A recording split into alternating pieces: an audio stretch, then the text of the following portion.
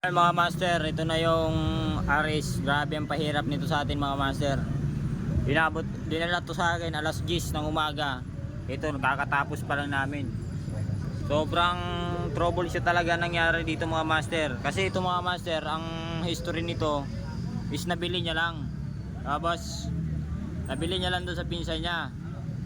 Ngayon, pagkabili niya mga master is ganun niya minor, parang akala mo di aircon taas baba na hindi mo mamalayan.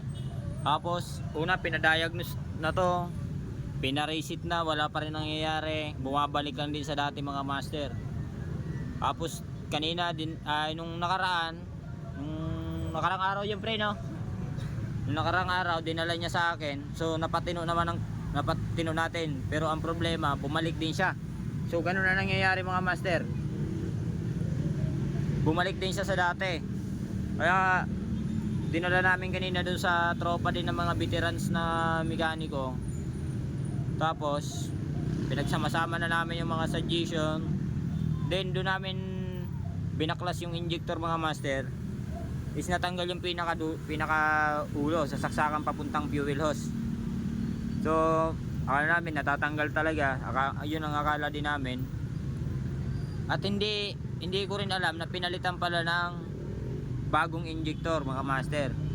So nung hindi na talaga mapatino, ayun, binalik ko na lang ulit dito sa shop.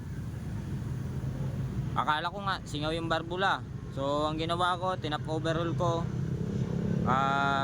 hinasa ko yung valve, basta lahat ng paraan mga master ginawa ko na dito.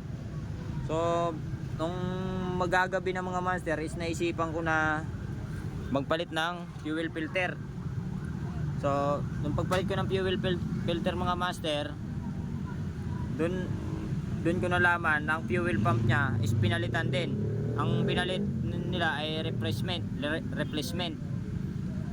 Kasi yung unang pinalitan nito mga master pala, ang una pala nitong pinalitan mga master is yung kanyang injector. So ang injector din mga master is replacement din.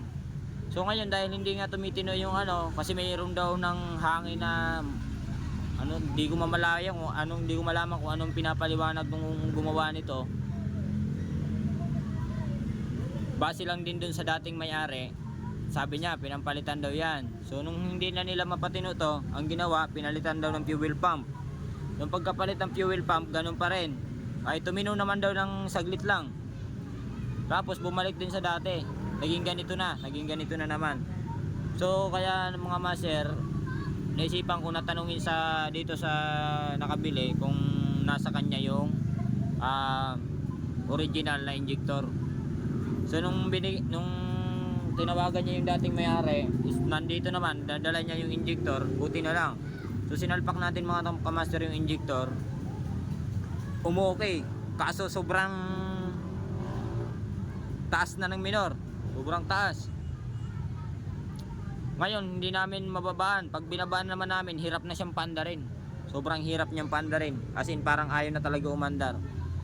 So ang ginawa ko mga master, kasi wala naman akong pandiagnose dito, ang ginamit ko na lang is hinanap ko na lang, kinuha ko yung yung pinaka main supply ng TPS, yung pinaka gitna ng wire ng TPS. Ginamitan ko na lang isa ng multitester. So nire-reading ko siya doon. Tapos nung nakuha na natin yung reading niya, then sinubukan natin i-start. So ayan, okay na. So ang pinaka-issue lang talaga nito mga master, kaya hindi talaga to mapatino nung gumawa, at kung pinagpalit-palitan ng injector, pinalitan ng fuel pump. So ang pinaka-issue lang talaga nito mga master is yung kanyang TPS. TPS lang po ang may problema mga master. Yan. So yan lang talaga may problema dito. So nung napalitan namin ng TPS is nung pinadiagnose namin, nawala na yung yung error ng TPS. Tapos anong nangyari, ganun yan, nagtataas baba. So doon na kami talaga nagduda. So mga master,